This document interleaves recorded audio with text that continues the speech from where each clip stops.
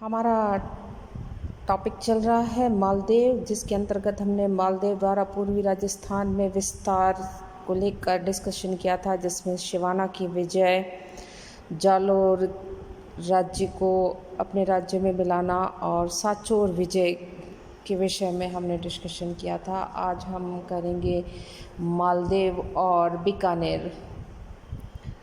बीकानेर को उस समय जांगल देश के नाम से जाना जाता था। मालदेव के समय वहाँ का राजा राव जेतसी था।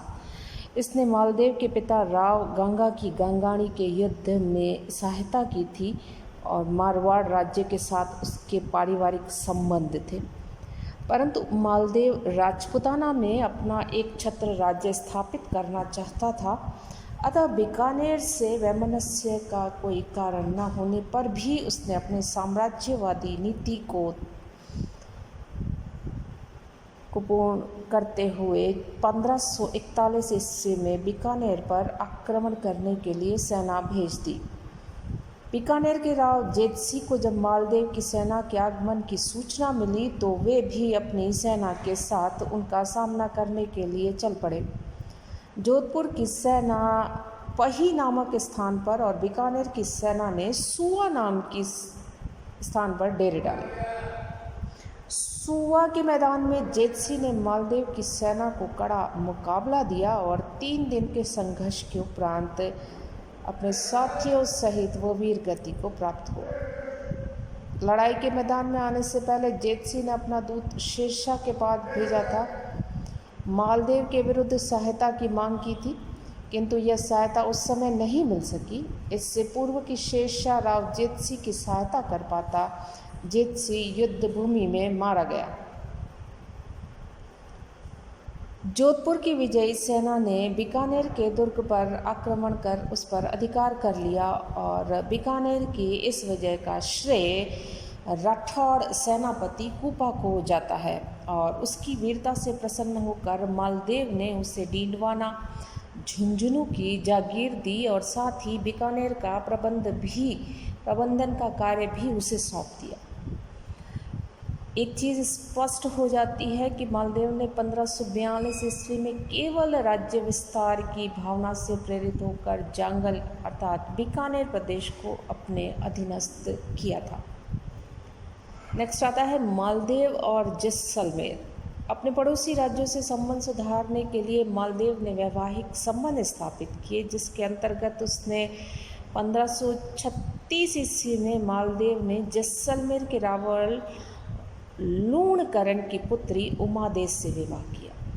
लेकिन अज्ञात कारणों से पति पत्नी अधिक समय तक मेल नहीं रह पाए। संभवतः अन्य रानियों के प्रभाव से आकर मालदेव ने जैसलमेर की राजकुमारी से नाराज हो गए।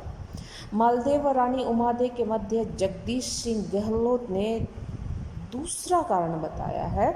विवाह की रात्रि को मालदेव रानी उमादे की दासी भारमली पर आसक्त हो गया और इसी कारण रानी राव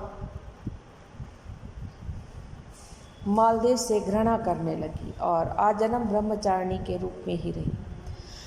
जब जैसलमेर के रावल को यह समाचार प्राप्त हुआ तो उसने क्रोधवश मालदेव की हत्या करवाने का षड्यंत्र रचा, लेकिन रावल लूणकरण की रानी ने यह सूचना मालदेव के पुरोहित राघव देव द्वारा मालदेव को भिजवा दी, क्योंकि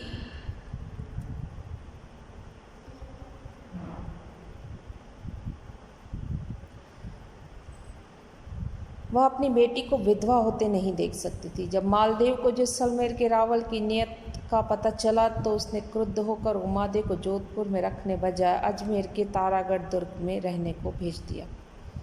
तभी से वह राव से नाराज हो गई थी और उमादे मारवाड़ के इतिहास में रूठी रानी के नाम से विख्यात है। जिस समय शेरशाह ने अजमेर पर आक्रमण किया तो मालदेव ने अपने दूत ईश्वरदास को उमादे को माना कर जोधपुर लाने के लिए भेजा था। इस पर अन्य रानियों को यह भ्रम हुआ कि उमादे जोधपुर आ गई तो वह कहीं मालदेव की कृपा पात्र रानी न बन जाए। अतः उन्होंने आशा बोरठ को उमादे को जोधपुर आने से रोकने के लिए भेजा। जब रानी ईश्वरदास के मनाने पर जोधपुर लौटने को तैयार हो गई तो आशा ने उमादेव को ऐसा दोहा सुनाया जिससे सुनकर उसका आत्मस्वाभिमान जाग उठा और उसने जोधपुर आने से इनकार कर दिया। दोहा कुछ इस प्रकार था, मान रखे तो पीव रखे तज मान, दोए गय न बंद ही एक कर्ण खंभे ठान। रानी ने अपना शेष जीवन अपने दत्तक पुत्र राम के पास रहकर गुरोज में काट दिया और जब मालदेव का देहांत हुआ तो वह भी सती हो गई। स्वाभिमान और स्नेह के ऐसे उदाहरण इतिहास में विरले ही प्राप्त होते हैं, लेकिन इस आपसी कलेश के कारण जोधपुर तथा जैसलमेर के संबंध दीर्घकाल के लिए खराब हो गए। इसके परिणाम स्वरूप मालदेव पर संकट आने पर जैसलमेर ने उनकी सहायता नहीं की। मालदेव और राणा उदय सिंह। महाराणा सांगा की मृत्यु के पश्चात मेवाड़ दिन प्रतिदिन शक्तिहीन होता चला गया। सांगा के ज्येष्ठ पुत्र रतन सिंह की हत्या के बाद उसका पुत्र विक्रमादित्य मेवाड़ का शासक बना, लेकिन उसके मूर्खतापूर्ण तथा अनुभवहीन कार्य के कारण मेवाड़ के स्वामी भक्त सरदार उसका साथ छोड़ अपनी अपनी जागीरों में रहने लगे। विक्रमादित्य हमेशा मूर्ख, चाटुकार तथा साहसहीन लोगों से घिरा रहा। अवसर पाकर दासी पुत्र बनवीर ने विक्रमादित्य की हत्या करके शासन सत्ता अपने हाथ में ले ली। वह विक्रमादित्य के अनुज उदय सिंह को भी मारना चाहता था, परंतु पन्नाधाय ने कुशलता से उदय सिंह को बनवीर के निशंस हाथों से बचा लिया और सुरक्षित रख कुंभलगढ़ पहुंचाया। इस क्रूर काल में मेवाड़ को वैभवी कमज़ोर बना दिया और ऐसी हालात में बिना बाहरी सहायता के उदय सिंह के लिए चित्तौड़ पर अधिकार करना असंभव था। इस समय केवल राव मालदेव ही एक ऐसा राजपूत शासक था जो उदय सिंह की सहायता कर सकता था। राठौर सेना की सहायता से उदय सिंह का चित्तौड़ पर अधिकार हो गया और बनवीर के विरुद्ध राव मालदेव द्वारा उदय सिंह की सहायता करने के कारण मारवाड़ और मेवाड़ के संबंध मैत्रीपूर्ण हो गए। परंतु इन दोनों राज्यों की यह मित्रता कुछ समय पश्चात एक रूपमती कन्या के प्रश्न को लेकर छिन्न भिन्न हो गई। मेवाड़ के सामंत झाला सज्जा की पुत्र जेत सिंह राणा उदय सिंह से नाराज होकर उदयपुर की जागीर छोड़ मालदेव के पास आ गए। मालदेव अपना प्रभाव बढ़ाने के चाहते थे और राजपूत सामंत उसकी सत्ता में चले गए, अतः जेत सिंह को उसने खैरवा की जागीर देकर अपने राज्य में रख लिया। बदले में झाला जेत सिंह ने अपनी पुत्री स्वरूप देवी का विवाह मालदेव के साथ कर दिया। एक दिन जब राव मालदेव खैरवा गया तो उसने जेत सिंह की छोटी लड़की को देखा। उस पर आसक्त हो मालदेव ने उससे विवाह करने का निश्चय किया। जेत सिंह को यह उपयुक्त प्रतीत नहीं हुआ और उसने चतुराई से शीघ्र प्रयत्न कर अपनी छोटी लड़की का विवाह उदयपुर के राणा उदय सिंह से कर दिया। जब राव मालदेव को इस विवाह की सूचना मिली तो उसने राणा पर आक्रमण करने के लिए एक सेना कुंभलगढ़ भेजी, परंतु सेना को असफल होकर लौटना पड़ा। इस प्रकार मालदेव राणा ने से वैमनस्य बढ़ाकर शक्तिशाली मित्र का सहयोग खो बैठे। केंद्रीय सत्ता के प्रति मालदेव की नीति राव मालदेव और हुमायूं के बीच के सहयोगपूर्ण की नीति देखने को मिलती है। जिस समय मालदेव अपने राज्य विस्तार में व्यस्त था उस समय दिल्ली की बादशाहत अत्यंत संकटग्रस्त थी। उस समय मुगल सम्राट हुमायूं अफगान नेता शेर खां तथा गुजरात के शासक बहादुर शाह के साथ युद्ध में व्यस्त था। उसका लाभ उठाते हुए मालदेव ने राजस्थान के अधिकांश भाग पर अपना अधिकार कर लिया था तथा अपने साम्राज्य की आशातीत वृद्धि कर ली। उधर हुमायूं की चौसा तथा कन्नौज के युद्धों की पराजय ने बाबर द्वारा स्थापित मुगल साम्राज्य को अफगान सरदार शेरशाह की झोली में डाल दिया।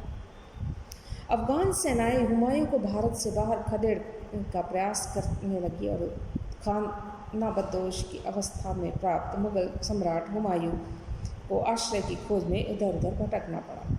इस बीच शेरशाह ने अपने नए राज्य व्यवस्था के लिए सिंध, पंजाब, मालवा, बिहार, बंगाल आदि राज्यों में अपने सैनिक भेजे और उस स्वयं को भी सेना के साथ बंगाल के विरुद्ध जाना पड़ा। हुमायूं की पराजय के प्रति मालदेव उदासीन नहीं था, वह भावी संकट के प्रति जागरूक। अतः शेरशाह की बढ़ती हुई शक्ति को अवरुद्ध करने की दृष्टि से उसने हुमायूं के पास सिंध के बखर नामक स्थान पर था सैनिक सहायता का संदेश भेजा। अकबरनामा से ज्ञात होता है कि मालदेव ने 20,000 घुड़सवारों की सहायता देने का वचन भिजवाया था, परंतु 1541 पूर्व में हुमायूं और मालदेव के संपर्क की जानकारी नहीं मिलती है। तब प्रश्न ये उत्पन्न होता है कि बिना पूर्व संपर्क के हुमायूं को इतनी बड़ी सैनिक सहायता देने को मालदेव क्यों राजी हो।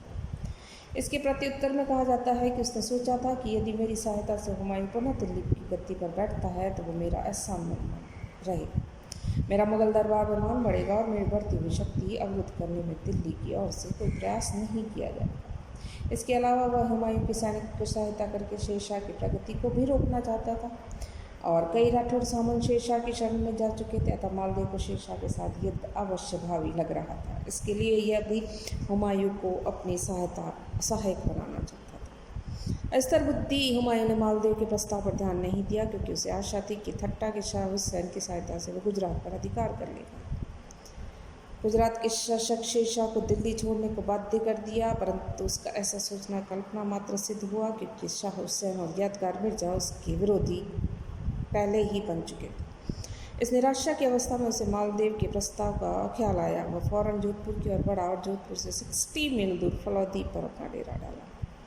फलौदी से हुमायूं ने अपने दूत के रूप में तख्त खां को मालदेव के पास भेजा। हुमायूं के आगमन की सूचना पाते ही मालदेव ने हुमायूं के पास सूखे फल व कुछ आर्थिक सहायता भेजी, परंतु सैनिक सहायता इस बार आश्वासन नहीं दिया। अधिकांश मुस्लिम इतिहासकार इसको विश्वासघात का दोषारोपण करते हैं। उनमें गुलबदन बेगम, अबुल फजल व फरिश्ता प्रमुख है, परंतु मालदेव ने इस बार सैनिक सहायता देने का आश्वासन न देकर विश्वासघात नहीं किया था।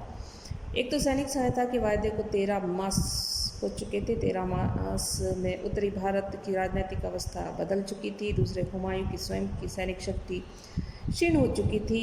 शेरशाह ने अपनी स्थिति काफ़ी मजबूत कर ली थी। चौथा, बीकानेर का राव, कल्याणमल और मेड़ता का वीरमदेव शेरशाह से जा मिले थे, शेरशाह को मालदेव पर आक्रमण करने के लिए प्रेरित कर रहे थे। ऐसी अवस्था में मालदेव का हुमायूं को सैनिक सहायता देकर शेरशाह से सीधी शत्रुता मोल लेना था, परंतु सैनिक सहायता का आश्वासन न देने पर मालदेव ने बीकानेर का क्षेत्र अवश्य देने की बात कही थी।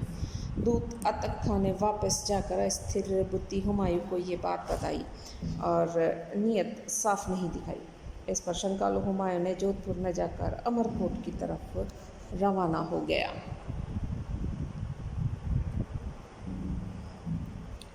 इन सब तर्कों को देखने के बाद ये निष्कर्ष निकल सकता है कि मालदेव द्वारा हुमायूं को सहायता न देना विश्वासघात नहीं था। यह सब कुछ उस समय राज्य की सुरक्षा के लिए किया गया था, परंतु राज्य हित की दृष्टि से उसका यह कार्य उचित भी नहीं ठहराया जा सकता। शुक्र शासन एवं कूटनीतिज्ञ की हैसियत से उसे यह पूर्व आभास कर लेना चाहिए था कि शेरशाह के साथ उसका युद्ध अवश्य भावी है और शेरशाह जैसा दूरदर्शी एवं महत्वाकांक्षी शासक उसकी बढ़ती हुई शक्ति को किस प्रकार सहन कर सकता था। युद्ध तो उसे शेरशाह के साथ करना ही था, अतः यदि हुमायूं के बहाने युद्ध करता तो संभवतः सुमेल युद्ध के परिणाम दूसरे हो सकते थे। यद्यपि हुमायूं की सैनिक शक्ति नगण्य थी, परंतु उसे आधार बनाकर लड़ने से बहुत सी अन्य शक्तियों का सहयोग भी प्राप्त हो सकता था। शेरशाह की गद्दी पर बैठते ही अधिक समय नहीं हुआ था, अतः जनता की सहानुभूति हुमायूं के प्रति अधिक थी। सैनिक शक्ति में मालदेव शेरशाह से दृष्टि से कम नहीं था, अतः मालदेव का हुमायूं को सहायता न देना दूरदर्शितापूर्ण कदम नहीं कहा जा सकता। इससे शेरशाह तथा मालदेव के मध्य होने वाला संघर्ष कुछ समय के लिए टाल अवश्य गया, किंतु उसे रोका नहीं जा सका। परंतु इसके लिए हम हुमायूं को भी इतना दोषी ठहरा सकते हैं। उसने मालदेव की सहायता को अस्वीकार कर दूरदर्शिता का परिचय दिया था। उस समय शेरशाह बंगाल में गखरों के विद्रोह को दबा रखा था।